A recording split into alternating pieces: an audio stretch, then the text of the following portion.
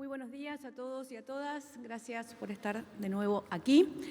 Como todos ustedes saben, estamos viéndolo desde ayer a la tarde. El Fondo Monetario Internacional realizó ayer el informe que había solicitado en su momento el presidente de la Nación, Alberto Fernández, sobre el préstamo multimillonario que compromete a varias generaciones que tomó el presidente Mauricio Macri. Y ese informe sobre la deuda de Macri es un informe realmente lapidario que de alguna manera recoge o comparte lo que venimos diagnosticando sobre lo que sucedió con esa deuda. Una deuda que, dice el informe del Fondo Monetario Internacional, no cumplió con ninguno de sus objetivos porque no logró ni restaurar la confianza del mercado, ni proteger a los más vulnerables de la sociedad, ni fortalecer el marco para reducir la inflación, ni progresivamente disminuir las tensiones en la balanza de pagos. El Fondo Monetario reconoce que el gobierno de Mauricio Macri tomó esa deuda y parte de esa deuda, buena parte de esa deuda, se fue en fuga de capitales porque no existieron los mecanismos correspondientes para que esto no sucediera, pero que además el gobierno de Macri no solo no logró combatir la inflación, sino ni siquiera logró diagnosticar correctamente cuáles son las causas de la inflación, que, como dice todo el tiempo el ministro Guzmán, es multicausal y no tiene que ver solamente con la emisión, sino que tiene que ver, entre otras cosas, con la relación entre salarios y precios, entre ingresos, y es una cuestión multicausal. Les voy a leer un párrafo muy cortito del informe, pero que nos parece muy contundente con respecto al diagnóstico sobre la deuda de Macri. Dice que el programa no logró mejorar la confianza y cumplir sus objetivos. A pesar de la magnitud del acuerdo, Argentina tuvo que pedir prestado montos considerables en los mercados, con poco reparto en la carga y sin una operación de deuda. Se encontró con refinanciaciones cada vez con vencimientos más cortos y tasas de interés más altas, hasta que perdió el acceso al mercado en agosto de 2019. Esta es la situación en la que encontramos el país en diciembre del 2019. Los reembolsos, dice el Fondo Monetario Internacional, junto con la fuga de capitales, ejercieron una presión considerable sobre el tipo de cambio y, a pesar de las intervenciones, el tipo de cambio siguió depreciándose. Y concluye que el aumento de la inflación y el valor en pesos de la deuda pública y el debilitamiento de los ingresos reales, especialmente de los sectores más pobres, fueron otras de las consecuencias, y en consecuencia se incumplieron los objetivos de crecimiento e inflación del programa. El gobierno argentino agrega, a este informe, o responde a este informe, que consideramos que de alguna manera en algunos aspectos es tímido el balance que se hace y que es muy importante que el Fondo Monetario Internacional pueda ver si efectivamente se cumplieron o no los requisitos del artículo 6 de su estatuto, en el cual se ponen las condiciones por las cuales se les da un préstamo a un país, un préstamo de esa magnitud.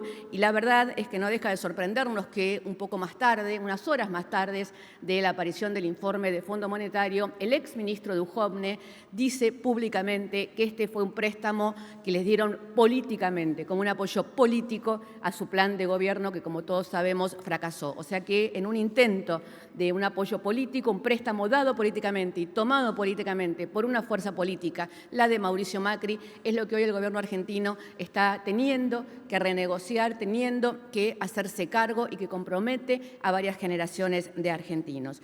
Entonces, bueno, esto es lo que nos parece muy importante, lo que sucedió ayer, y que es muy importante remarcar que sucede en el marco de las negociaciones que estamos llevando adelante, y que es esta misma fuerza política, la de Mauricio Macri, la que nos endeudó de esta manera y nos pone en este compromiso de tener que renegociar esta deuda, la que hace apenas una semana votó en contra del presupuesto de la Nación. Como dijo uno de sus diputados, volteó el presupuesto de la Nación. O sea que primero toman la deuda y nos endeudan, y después voltean el presupuesto. Nos parece en los dos casos de un grado de irresponsabilidad muy importante, y esperamos que de aquí en adelante las diferentes fuerzas políticas se manejen con responsabilidad para aquellos temas que comprometen a muchas generaciones y que tienen que ver con decisiones que tiene que tomar el Estado-Nación y no una fuerza política solamente para su provecho.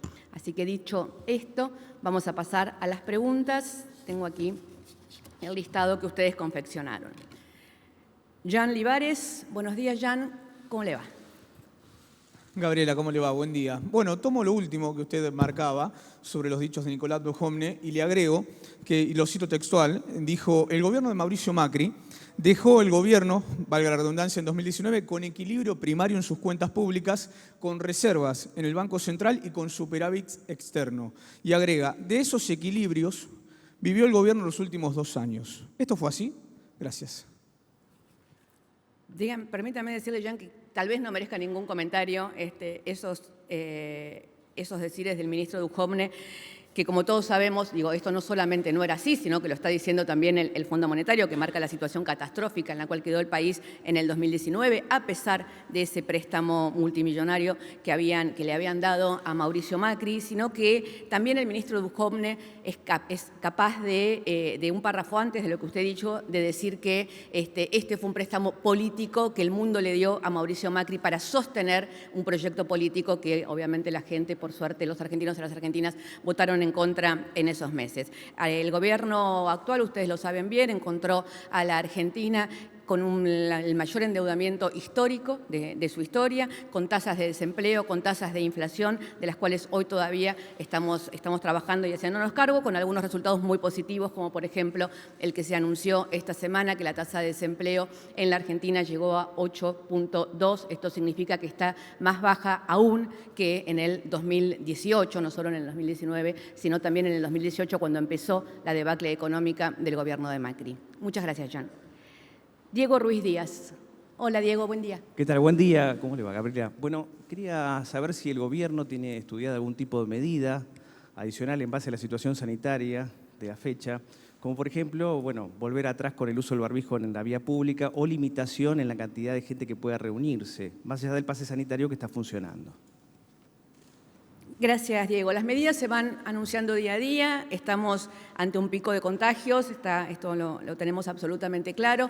También es una situación completamente diferente y lo ha explicado en varias oportunidades la ministra Bisotti, ayer mismo lo ha vuelto a hacer. Es una situación muy diferente que al inicio de la pandemia, porque estamos hablando de una situación en la que buena parte de la población, en la Argentina el 80% de la población mayor de 18 años ya tiene el esquema completo de la vacunación, y esto implica que si bien hay muchos contagios, estos no tienen la gravedad y vamos a tener que empezar a acostumbrarnos de alguna manera a vivir con altos números de contagios siempre y cuando estemos vacunados, porque esto es lo que posibilita que la enfermedad no se transforme en una enfermedad grave. Por eso, al margen de que empieza a regir el pase sanitario a partir del 1 de enero, de que ya está rigiendo en la provincia de Buenos Aires y en otras provincias, lo que nosotros necesitamos es extremar los cuidados. Nos habíamos relajado, pensamos que ya había pasado y que con la vacunación solo alcanzaba para no contagiarse. Con la vacunación no alcanza, pero prevé que la enfermedad no se convierta en casos graves, pero de todas maneras podemos seguir contagiándonos. Debemos usar el barbijo, debemos seguir cuidando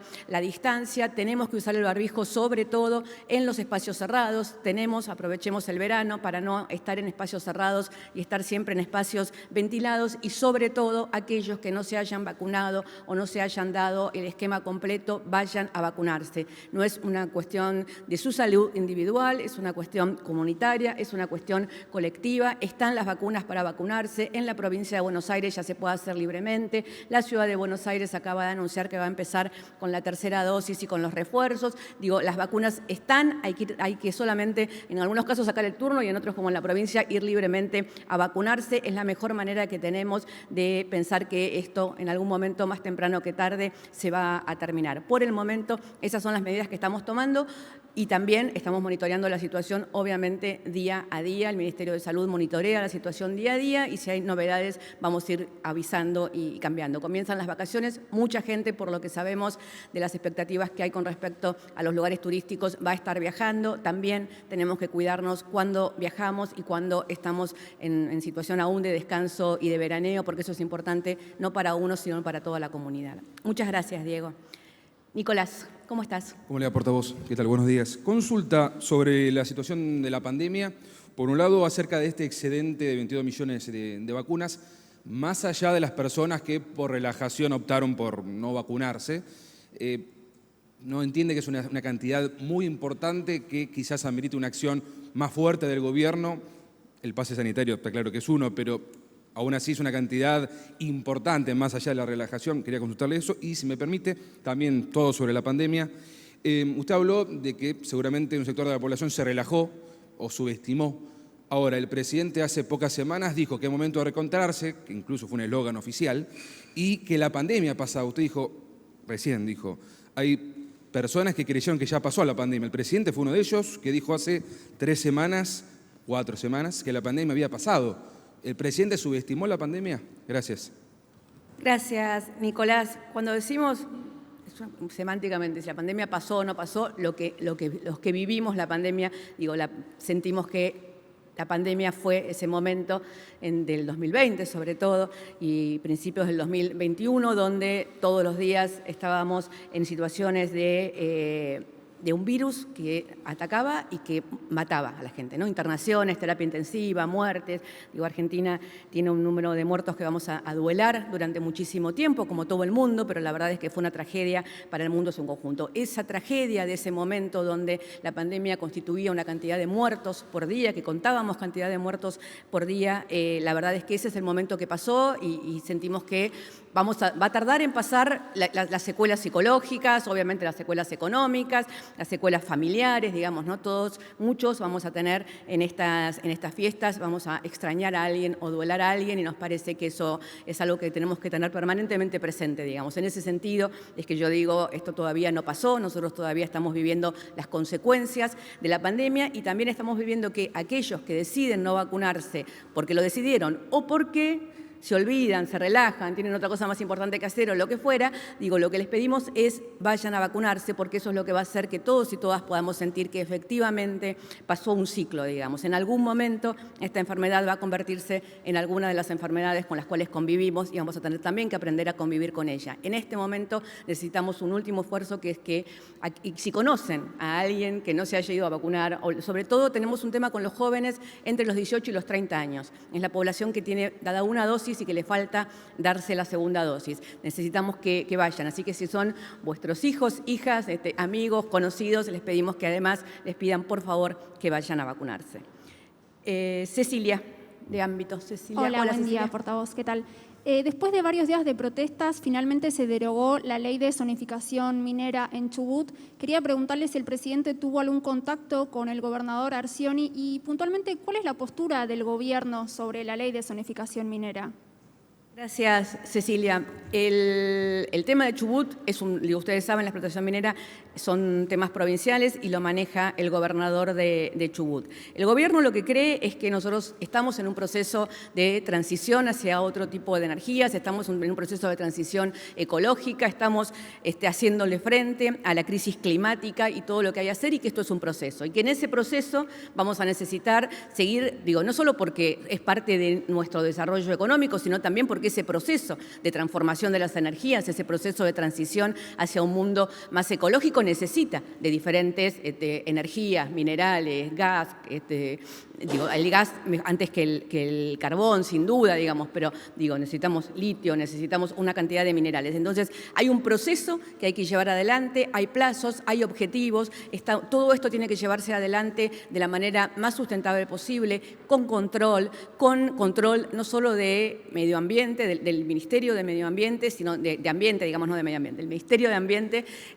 sino también con control de ciencia y técnica, con todo lo que podamos hacer para que cuando se lleven adelante procesos de extracción minera, por ejemplo, como es el caso que se está discutiendo en Chubut, se tenga en cuenta que no implique el uso del agua. Hubo muchas cosas que se dijeron en Chubut que no son ciertas, no es cierto que estuviera comprometido el tema del agua en Chubut por esta explotación de esta mina. No voy a entrar en detalles porque es un tema que corresponde a la provincia, pero sí, en su contexto, este es un gobierno que lucha contra la crisis climática y que tiene un compromiso ecológico y que entiende que esa lucha contra el cambio climático, contra la crisis climática y ese compromiso ecológico en países de renta media como el nuestro, en países los que algunos llaman subdesarrollados, tiene que tener un proceso y tiene que tener un tiempo de inversión, de transición hacia energías renovables, de transición hacia otros tipos de economía. Ese tiempo, ese proceso se tiene que llevar adelante con mucha solidaridad, con mucho control, con mucha cautela y en eso está trabajando el gobierno en su conjunto. Muchas gracias, Cecilia. Jaime, buen día, ¿cómo estás? Buen día, ¿qué tal? ¿Cómo estás, Gabriela? Consultarte sobre cuáles son los efectos volviendo al tema del Fondo Monetario, concretos en la negociación actual que tiene esta autocrítica del Fondo Monetario para la Argentina. O sea, ¿qué beneficia a la Argentina que el Fondo Monetario haya hecho autocrítica sobre el préstamo que le dio al gobierno de Macri, o son dos negociaciones por separado? No, por supuesto es la misma negociación, implica, y en las cosas en las que el gobierno argentino, en una respuesta que dio el gobierno argentino y que estuvo trabajada conjuntamente por el presidente con el ministro Guzmán, lo que nosotros también decimos es que el Fondo Monetario tiene que ser más estricto cuando entrega este tipo de préstamos, que después se convierten en deuda, digamos, no, para ellos son préstamos y para nosotros es la deuda de Macri, lo que estamos en este momento teniendo que lidiar con, es que no pueden ser otorgados a un espacio político, a un presidente en un momento, porque compromete a muchas generaciones, y que entonces estos tienen que ser procesos de discusión colectiva, no solamente de las fuerzas políticas, sino de todas aquellas que implican a un Estado-nación. Por eso también nos parece muy importante el debate que se va a dar en el Congreso del Plan Plurianual, y nos parece muy importante el debate que se tiene que dar en el Congreso sobre el próximo acuerdo al que se llegue con el Fondo Monetario Internacional. Lo que entendemos es que si la oposición es responsable, debería leer con mucho detenimiento esta crítica del fondo a lo que ellos hicieron cuando estaban en el gobierno y lo que ellos hicieron con el préstamo, para ver y pensar mejor las decisiones que toman cuando se sientan, por ejemplo, a votar en contra de un presupuesto o a dejar a un gobierno sin presupuesto, querer dejar a un gobierno sin presupuesto en el momento en el que ese gobierno está negociando la deuda con la cual ellos llevaron a la Argentina a esta crisis, dicho por el mismo Fondo Monetario Internacional. Gracias, Jaime. Fabián, ¿cómo estás? Buen día. ¿Qué tal? Buenos días, Gabriela. Bueno, retomando y repreguntando el tema de la deuda, dijiste hace un ratito que la respuesta de la carta del Fondo Monetario es tímida. La pregunta eso si es que va direccionado en la responsabilidad misma del organismo de haber entregado ese dinero sin ningún tipo de control, por un lado, y cuál es la expectativa de mínima del gobierno, si se puede saber, en cuanto a la negociación, porque algunos sectores del oficialismo plantean que en menos de 20 años no se puede volver a hablar, digamos, menos de esa cantidad de tiempo sería imposible abonar esos 45.000 millones de dólares. Gracias. Los detalles de la negociación es una negociación, con lo cual somos discretos y cautos, y los lleva adelante el ministro Guzmán, y esperemos a ver los detalles una vez que se arriben a ellos, porque como en toda negociación hay idas y vueltas y hay intereses que no son los mismos, digamos, de parte de unos y de otros. Sí entendemos que estamos recorriendo un camino en el cual lo que Argentina quiere y necesita, que es llegar a un acuerdo de una deuda sustentable, que se pueda pagar en el tiempo, que tengamos la posibilidad de crecer antes de empezar a pagar, que tengamos la posibilidad de que nada de lo que se tenga que pagar al Fondo Monetario Internacional implique ir en contra del crecimiento de la mesa de los argentinos y de las argentinas. En esa negociación estamos y esperamos y sentimos que de alguna manera estos son todos pasos que se van dando y llevando adelante. Efectivamente, en el planteo que hace en su respuesta, ustedes saben que este es el informe del fondo y hay una respuesta del gobierno argentino antes de que sea publicado, nosotros planteamos que el fondo debería estudiar de nuevo si se cumplió con en el artículo 6 dice cuáles son las condiciones para otorgar un préstamo a un país más allá de la cuota de la cual podría extenderse. Ustedes saben que a Macri le dieron el 180% más de lo que la Argentina tenía la posibilidad de recibir en ese momento. Entonces, lo que Argentina quiere es que el Fondo Monetario explique si efectivamente se cumplieron o no con los requisitos establecidos en el artículo 6 de su estatuto. Eso es parte de las conversaciones que se están llevando adelante y que nos parece importante que todos estos temas queden clarificados. Gracias, Fabián. Sofía, Enea, ¿cómo estás, Sofía? ¿Qué tal, portavoz? Consultarle, teniendo en cuenta la escalada de casos, el uso del pase sanitario, la aparición de una nueva variante, la consulta iba si el gobierno tenía pensado implementar la obligatoriedad de la vacuna para un futuro próximo, y en la misma sintonía consultarle la postura del gobierno en torno a la posibilidad de que Catamarca implemente el cobro del tratamiento contra el coronavirus en pacientes que hayan decidido no vacunarse.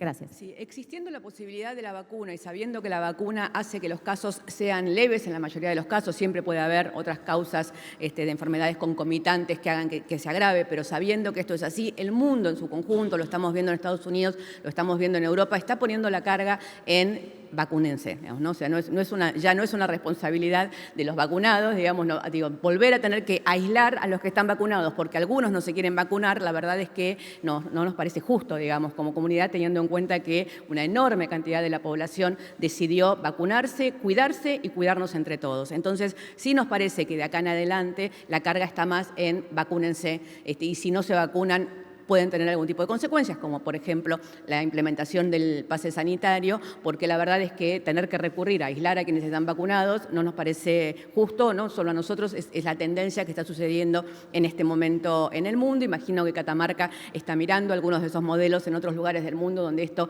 empieza a suceder, y Argentina tiene una tradición de vacunas obligatorias y una tradición de vacunarse, que es lo que ha hecho que tengamos hoy un nivel de vacunación altísimo, digamos, porque la verdad es que llevamos a nuestros niños a vacunar apenas nacen, digamos, y tenemos una tradición de apego, digamos, a las vacunas que hace que estemos en este momento con una situación de un alto nivel de vacunación. Entonces, por ahora estamos pidiendo, insistiendo y instaurando el pase sanitario para que todos se vacunen, pero también cada vez más tenemos que empezar a dejar claro que es responsabilidad de los no vacunados que puedan contraer la enfermedad y que esta enfermedad se transforme en una enfermedad grave, con lo cual les pedimos que cumplan con el calendario y que vayan a vacunarse, ¿sí? Muchas gracias. Hernán, Radio El Mundo. Hola, ¿Qué tal, Hernán, Gabriela? buen día. ¿Cómo te va? Buen día, ¿cómo estás? Estamos próximos ya al día 31, hay medidas que en lo que tiene que ver con lo económico y lo laboral que caducan, o sea que vencen, y seguramente la población se pregunta, por ejemplo, con precios cuidados, ¿qué va a suceder? Sabemos que hay negociaciones de Roberto Feletti con empresarios, ¿qué va a pasar a partir del 7 de enero? Si hay alguna previsión de cuántos productos pueden estar incluidos. Y por otro lado, preguntarte también otra medida que está próxima a vencerse, que es la prohibición de despidos y la doble indemnización. ¿Qué va a pasar el año próximo? Ya hay algunos sectores empresarios que están planteando algún tipo de rechazo. Gracias.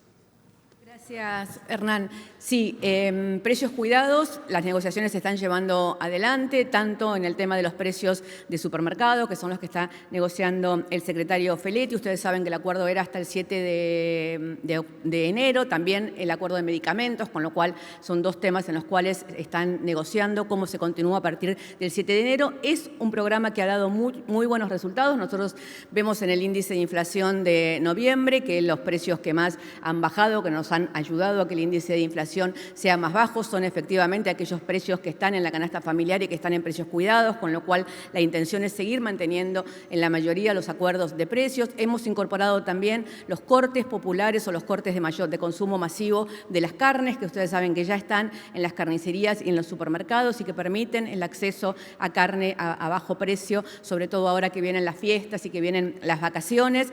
Hay un acuerdo también en panificados y ustedes saben que estamos trabajando en otra cantidad de temas. Así que seguimos cuidando los precios y nos parece que el índice de inflación de noviembre nos marca una perspectiva favorable en que tenemos una curva descendente y que la inflación es el tema del 2022, es el tema que tenemos que resolver en el 2022 y en eso estamos. Con respecto a las indemnizaciones y a los despidos, el ministro Moroni, a medida que se acerque la fecha, va a anunciar cuál es la decisión al respecto. Sí, él ha dicho y todos entendemos que existe un nivel de recuperación de la búsqueda de empleo, no solamente del empleo, sino también de la búsqueda de empleo, de lo que se conoce como tasa de actividad, que es la gente económicamente activa que sale a buscar empleo. Entonces, la situación con respecto al empleo ha mejorado sustancialmente, se han creado 400.000 puestos de trabajo, estamos en una situación de empleo mejor que en diciembre del 2019 y seguimos trabajando porque la creación de empleo y la baja de la inflación son los dos grandes objetivos, porque tenemos que tener trabajo, tenemos que tener salario y con esos salarios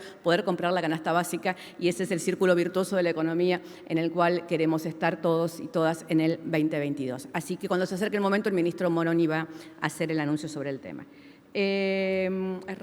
Fernando Ramírez. ¿Vos levantabas la mano? Perdón. Yo tengo Fernando Ramírez de Telam, pero...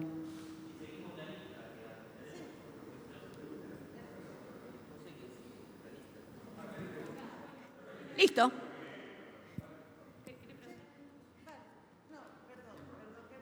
soy Nina Negrón de AFP, mucho gusto. ¿Perdón? Perdón que me atravesé. No te escucho. Perdón que me atravesé, soy Nina Negrón de la agencia AFP, mucho gusto. Que vinimos por primera vez hoy. ¿Sabes que no se te escucha? ¿No? No, más cerquita el micrófono del barbijo. Hola. Perdón que me atravesé, soy Nina Negrón de la agencia France Press, que Ok. vinimos hoy por primera vez. Mucho gusto, encantada de estar aquí. Quería preguntarle, ¿el plan plurianual todavía esperan presentarlo este año o quedaría ya para 2022? ¿De nuevo? El plan plurianual. El plan plurianual. El plan plurianual lo está ¿Esperan trabajando. presentarlo todavía este año o queda ya para 2022? En algún momento del verano tendremos el plan plurianual, vamos a convocar a sesiones extraordinarias, esto ya lo habíamos anticipado, y vamos a trabajar el plan plurianual en ese momento. Así que nos queda una semana del 2021, así que si les dijera que va a ser en el 2021 no me creerían. Así que suponemos que probablemente va a ser en los primeros meses del 2022. Muchas gracias. Seguimos entonces ahora con Fernando. Hola, ministra. Sí, buen día, Fernando Ramírez, de la agencia TELAM. Algunos medios adelantan hoy que el próximo lunes el presidente va a firmar un nuevo consenso fiscal con los gobernadores de todas las provincias, que podría habilitar a las provincias a crear y a sumar impuestos. Si es así, y si me puede dar algún detalle. Y por otro lado, hace poquitas horas el nuevo presidente de la Unión Cívica Radical dijo que no se puede dejar a un gobierno sin presupuesto, como pasó la semana pasada en el Congreso, que la oposición bloqueó el presupuesto del gobierno nacional. La pregunta es si se van a tender puentes con el nuevo titular justamente de la Unión Cívica Radical, Gerardo Morales, que es gobernador de la provincia de Jujuy. Gracias. Coincidimos con el gobernador Morales en que no hay que dejar a una administración sin presupuesto. De todas maneras, el gobierno va a prorrogar el presupuesto nacional y nos vamos a manejar durante el año 2022 con la prórroga del presupuesto actual. Y con respecto al lunes, sí, el lunes va a haber una reunión del presidente con los gobernadores donde se va a conversar sobre el nuevo consenso fiscal. No tengo más detalles que eso sobre el tema para darles, pero sí efectivamente va a suceder. Gracias. Juan Pablo, ¿cómo estás? ¿Cómo estás, Gabriela? Te quería consultar para ver si podés clarificar la versión, obviamente, del oficial del gobierno. Por el pago de ayer de los vencimientos al Fondo Monetario, más o menos 1.900 millones de dólares, porque empieza a circular automáticamente la versión de que bajan las reservas del Banco Central. Habías dicho hace unos meses que estaban robustas. ¿Cuál es la situación? Porque siempre se dan números diferentes del sector privado, desde el Estado. ¿Cuál es la situación de las reservas del Banco Central con estos pagos y los próximos vencimientos que vienen y tendrán que ver con el acuerdo que se firme con el fondo? Sí, efectivamente, ayer se realizó el pago y es una muestra más de que Argentina está avanzando en lo que se propuso, que es llegar a un acuerdo de una deuda sostenible. Nosotros queremos llegar a un acuerdo, queremos pagar los vencimientos. Lo que no podemos es hacerlo de la manera en la cual estaban programados para el 2022 por el macrismo, que había puesto una cantidad de vencimientos que implicarían, como explicó bien el ministro Guzmán en su última presentación en el Congreso, dejar a la Argentina sin el resto del presupuesto para todas las tareas que hay que llevar adelante desde un gobierno y para todas las inversiones y para el pago de salarios o para el gasto social.